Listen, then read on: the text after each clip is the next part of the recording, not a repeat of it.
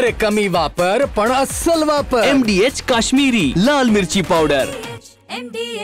हे पक्षाच्या माध्यमातून बैठका सुरू केलेल्या मध्यंतरीच्या काळामध्ये आम्ही पाटण, त्यानंतर महाबळेश्वर, त्याच्यानंतर मान खटाव आणि फलटण हे 4 तालुके सोड राहिले। बाकीच्या सगळीकडे आमचे दौरे झालेले होते आणि हे दौरे करत असताना पक्ष संघटना मजबूत करण्यासाठी मी आणि अध्यक्ष असेल बाळासाहेब पाटील वगैरे आम्ही सगळेजण एकत्र येऊन त्याप्रमाणे काम करतोय।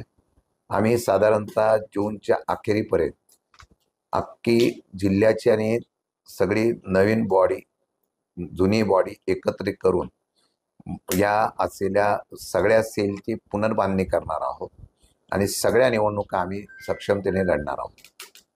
आपण आता पुनर्बांधणी करणार म्हणताय, परंतु आपल्या पक्षाचे पाटण विधानसभा मतदारसंघ सत्यजित पाटील ते भाजपच्या वाटेवर चर्चा जिल्ह्यावर पसरते, काय नक्की सत्य आहे? नाही, शेवटी असं आहे की सत्तेमध्ये असताना जी लोकांना त्रास होतो, कार्यकर्त्यांना त्रास होतो, त्यांचं असं म्हणणं आहे की आमच्या खोट्या केसेस दाखल होतात, आमच्यावर कुठल्या प्रकारचा दबाव प्रचंड राजकीय होतोय, वेगळ्या प्रकारे अडचणी निर्माण होत आहे आणि त्याच्या त्रासामुळे कार्यकर्ते अंडर प्रेशर या ठिकाणी त्यांना काम करावं लागतं। काही लोक नाईलाजानी मनात इच्छा नसताना सुद्धा पक्ष सोडतात। हे पाटणचंच नाही, जिल्ह्यामध्ये ते वातावरण आहे, तशा पद्धतीने ते करतात असं त्यांचं म्हणणं आहे, सगळ्यांचं म्हणणं आहे। आणि या संदर्भामध्ये काय केलं पाहिजे तर त्यांच्या कार्यकर्त्यांची त्यांनी बैठक घेऊन चर्चा केलेली आहे। त्या चर्चेमध्ये जो सूर आलाय ते पवार साहेबांना सुद्धा भेटून आलेले आहेत, माननीय जयंत पाटील साहेबांना सुद्धा भेटलेले आहेत, अजून त्यांनी निर्णय घेतलेला नाही।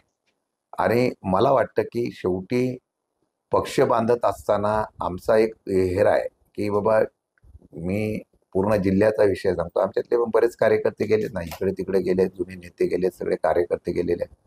संघटना बांधल्याशिवाय उभी राहत नसते आणि नवीन चेहरे असतील, जे कोणी काम करायला इच्छुक आहेत त्या लोकांना घेऊन संघटना आम्ही 100% बांधू।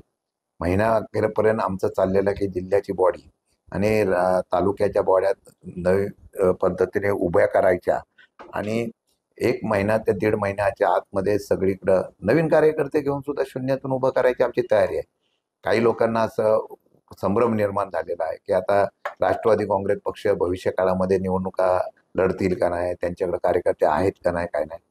आज मी तुम्हाला सांगतो की आम्ही पक्ष म्हणून 100% बांधणी करणार, येणाऱ्या निवडणुका ताकदीने आम्ही लढवणार। मग ते कशा पद्धतीने लढवायच्या, काय लढवायच्या, ती धोरणं त्या वेळची परिस्थिती बघून आम्ही निर्णय घेणार। स्वारी संस्थेच्या एकत्र कोणाशी एकत्र लढायचं नाही, आजच्या घडीला आम्ही फोकस पक्ष संघटना बांधण्याच्यासाठी केलेला आहे। भविष्य काळामध्ये ज्या पद्धतीने वरिष्ठ पातळीवर निर्णय होईल त्या पद्धतीने निर्णय घेतला जाईल आणि जर स्वतंत्र लढायचे तर स्वतंत्र लढण्यासाठी ताकद उभी करावी लागेल।